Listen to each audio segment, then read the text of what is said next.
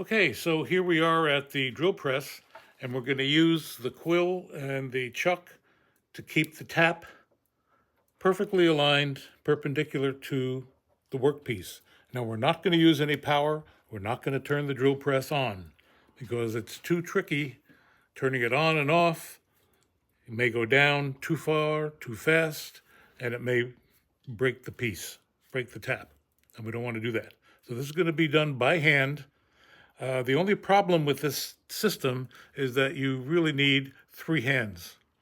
You have to line the hole with the tap, turn the quill by hand, and bring it down with the other hand. So the third hand is actually some clamps.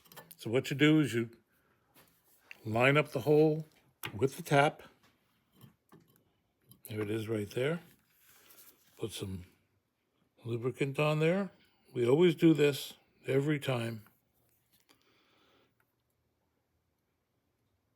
Bring it down so it just touches the hole, and then start turning the tap by hand using light finger pressure. If you look at my fingers on the handle of the quill here, I'm just using finger pressure. I'm not pushing down with my arm, just the fingers. We don't want a lot of pressure. The tap will lead itself in. It'll come in by itself. Remember, it's a screw, and it's basically an inclined plane is what it is. So I'm turning it by hand. It's slow, but it is accurate. And back off every once in a while just to break any chips and continue down.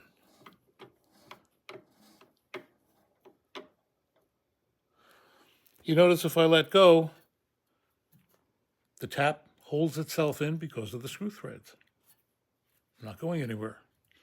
So I can release the handle, and I'm backing it off now.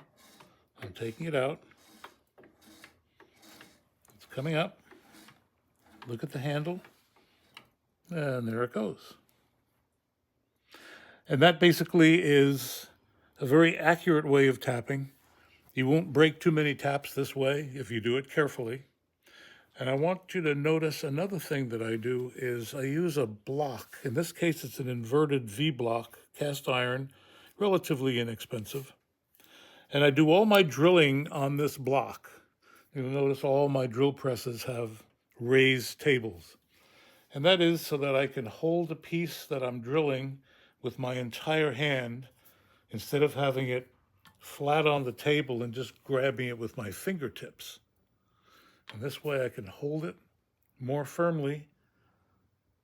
It's screwed onto the table, and it's just a convenient way of drilling. I've got holes in there.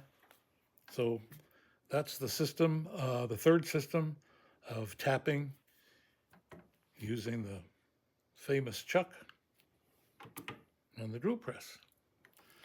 Now the next step is the Tapmatic, and that's pretty advanced, and they've gotten to be pretty expensive.